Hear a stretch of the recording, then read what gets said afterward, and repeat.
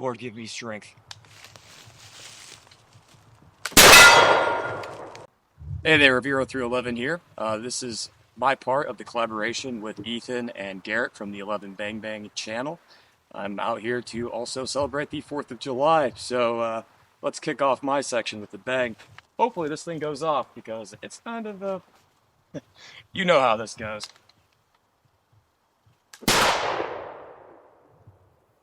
And I missed. So anyways, what am I doing out here in the woods missing steel at about 20 yards? Well, I'm gonna have to lose my expert rifleman badges, all of them, because that was pretty bad. But what am I doing? So I am representing an American soldier of the Continental Army of the late war period. And as you can see, I have an actual professional uniform. The Continental Army at the end of the war was a professional fighting force. The weapon I am carrying is a French musket. These would have been known as French muskets at the time. The word Charleville is actually a post-revolutionary war naming convention, but we've talked about that in previous videos. That's worth a story for another day. So, how is a French musket in the hands of an American soldier in, say, 1780 or 1781? Well, this would be a French musket, a model of 1766, or from the system of 1766. These muskets come around after the model of 1763 is found to be too heavy. In 1766, they adjust the 1763 by reducing the weight in the stock and in the barrel. They also, in about 1768, they added a spring to this lower barrel band, so that's how you can kind of figure out which gun this is. How did the French guns get here? Well, at the beginning of the American Revolutionary War, the French were covertly supporting the American cause almost completely from the beginning. In 1776, they actually create a shell company, and then they start funneling weapons, gears, tents, uniforms via the Caribbean. They would send the equipment and weapons through the Caribbean, and then they would be smuggled into the States. In 1778, following the Battle of Saratoga in 1777, France officially joins the war as an ally of the United States. And with that, you start to see a large influx of more of these French guns coming into the American Army. It's recorded that at least 100,000 of these muskets would make their ways into the United States. And it's been said that maybe up to 200,000 guns were sent in total. Some guns are going to be lost in the ocean as they're coming over. The interesting things about the French muskets is that it has that brass front sight post, which is actually quite nice to aim. I just don't know how to shoot. And then we have a flat lock, a flat cock, and we have these barrel bands, which means I can take this barrel off by undoing this screw. Some more unique things about the gun is you can see that there's U states. Here, I'll go a little closer for that. U states, that is a marking to show that this gun belongs to the United States government. And this is important because when people came to the early Continental Army, sometimes they brought their own guns and they were allowed to take their guns home with them at the end. George Washington did not like this. As you could imagine, is when people come and go with the guns and you're trying to maintain an army, you want to have the army or the guns belong to the government. So in 1777, Congress says that you will stamp the weapons, or at least show that the guns are property of the United States. And you get records of George Washington sending his men into town to have their weapons stamped. You will also see United States stamped right here on the bottom of the buttstock. And you'll see U states stamped right here on the face of the buttstock. And what's kind of interesting to note is that if it's on the bottom, it's kind of hard to tell who the gun belongs to. But if you just see me walking in civilian attire and I'm going like this, you'll be able to see that this gun actually belongs to the United States government. So that's probably why they put it on the side of the buttstock. These guns would play an very important war during the Revolution. Following the American Revolution, we would end up basing our first Charleville-designed muskets that would come out of the National Armories, pretty heavily from the French muskets. All right, what else am I wearing? Well, I'm going to go through my accoutrements, or my gear, my kit, as you will, and that is going to include my cartridge box. I have 24 rounds in here. I need to work on making my own cartridges, but I could carry 24 rounds in my cartridge box. I could also carry some loose cartridges in a knapsack or haversack. There is accounts that when going on guard duty, you would actually be given you would have your own individual cartridges. Say you're around camp and you go out and patrol or stand post, you would check out 6 cartridges, and then at the end of your shift, you would check in those 6 cartridges, and that would actually be handed over to somebody in your organization that would maintain and keep that. And if you lose your cartridges, because the cartridges would have your initials on them, you would actually have to reimburse the Continental Army for that. So that's pretty interesting about the cartridges. What are you shooting? So you're shooting buck and ball, and you're shooting ball. Buck and ball is going to be heavily used in the American Revolution, all the way from the beginning of the war to the end of the war. And we know that from lots of primary source accounts. And that's you could argue that's the reason that a lot of the engagements that happened in the American Revolution were happening at what you could call a killing distance, is what is said at the Battle of Guilford Courthouse. They're engaging the British at about 20 to 40 yards before they're firing their first volleys.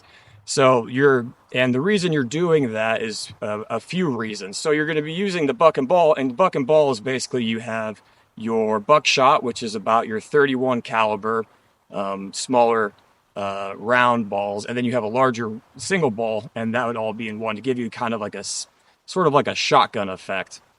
But with all that, you're going to be losing energy. The rounds will lose energy as they go out the barrel. So you're going to have a reduction in range. Another reason that the ranges are happening at about that killing distance, is that it saves powder. And powder is a big issue for the United States throughout this entire war. It's said that I've read up to 90% of our powder actually came from France. So yeah, you could begin an engagement at about 150, 200 yards. If you're in an open field, obviously in this terrain, you're not going to be doing that. But if you're having your men fire off from your 24, your cartridge box, and you're shooting 2 to 3 rounds a minute, and you could blow through a lot of powder very quickly. And remember, it's not just that single fight you need to win, because what happens if you're cut off and you're going to be battle lasts longer into the day? Well, if you start engaging at 200 yards, and the fight goes on throughout the day, you're going to have a lot of problems with ammunition and resupply. Not to say that the muskets, that's kind of been being bounced around a lot. It's like, how accurate is a flintlock musket? Well, it's not just the accuracy of the flintlock musket, but it's also the application of the flintlock musket. Also, in regards to the powder, if you have a bunch of men that say you have militia, and usually the regimental commanders or the officers would have some sort of experience, maybe with the Continental line. But if the enemy is coming at you, the British are coming at you, you want to be able to hold that fire till you can get that knockout blow is to be most effective at the closest range. Also, for those that could understand chaos, as soon as people start shooting, it gets loud and the smoke covers the battlefield, you're going to lose control over your militia units. And this happens throughout the war. This could also happen, obviously, with a regular such as myself. So, about me, I've signed up for a 3-year contract for the duration of the war. George Washington is having a huge problem with 1-year contracts at the beginning of the war. And that's one of the things that plagues him throughout the entire American Revolutionary War, is that men are constantly coming and going. And if you have experience in the military, you know that your first year in, you're still kind of getting your feet about yourself. It takes a couple years to be a good professional soldier. But by this time in the war, 1780, 1781, we are a professional fighting force. And that is shown at such as the Battle of Guilford Courthouse, where the Maryland Regiment, the 1st Maryland Regiment, faces off with the 2nd Battalion of the Guards. And it said that they are so close in their engagement that the fire is overlapping. So you're thinking about 20 yards at that point. And the Maryland Regiment is able to fight them to a standstill. So, and then the rest of the battle progresses as it does. But that just goes to show you, if a Maryland Regiment can do that, then there are specific units, at least within the Continental Army, that are very professional. And it's at this time of the war, you've had von Steuben come in. He's trained a lot of these men up. You're about, what, 5 years in 1780, so you've been at war for a while. That combat experience is floating around the Continental Army. The Continental Army has had victories, they've had defeats, and you can learn from both, right? And when you lose a lot, that gives you that incentive to want to learn how to win. So as we move up, you can see I have a whisk and pick that is hanging off my strap right there. I would use this pick to be able to clear out that touch hole if the powder is starting to build in. Let's see if we can get a little closer there. So if I'm having a flash in the pan or my powder's not going in, I could just pick my touch hole to clean that out. So think of that as like remediate action. And you can use your whisk to clean it up. It doesn't really do a good job. That's why I also have this little rag. I'll use that to clean the pan. And then we have a bayonet. Bayonets are bayonets are throughout the war, but they're actually kind of hard to find. They aren't as standard as the muskets. I was reading accounts after the war that there's not as many bayonets in storage as there was in muskets. But moving on, I have a canteen that is made from wood. The British would have the tin style canteens. This one says U States on it. Again, that marking to show that this canteen belongs to the United States government. And then Pattonsburg, which is the place that it was made. I have a haversack. I have a linen haversack, and you could carry more cartridges in it. This has got some loose personal stuff. It's got rags and other things like that. If it needs to come off, I'll just drop that off first. And I am wearing, we'll just talk about the uniform. So I'm wearing a Virginia round hat. This is a very distinctive hat that you would see in the middle colonies. And you can see it's turned up on one side. I'm wearing my regimental coat, and it's blue with red facings. I'm representing a soldier in, the 7th Virginia Regiment is just about to get taken out at Waxhaws. Is it a massacre, or is it the Battle of Waxhaws? I don't know, but it's a massacre. That was an inside joke for those that watched that live stream. And then underneath my regimental coat, I'm wearing my waistcoat. And then I have which is kind of neat, is these gaitered trousers. They're kind of a pain to put on. Let's see if my leg's not going to cramp right there. These gaitered trousers, and you see those trousers and gaitered trousers are worn at the end of the war. At the beginning of the war, they are wearing breeches that come about just past your knee, and then you'd have those long socks. But at the end of the war, you're starting to have trousers, gaitered trousers. It's more of a style thing than anything else.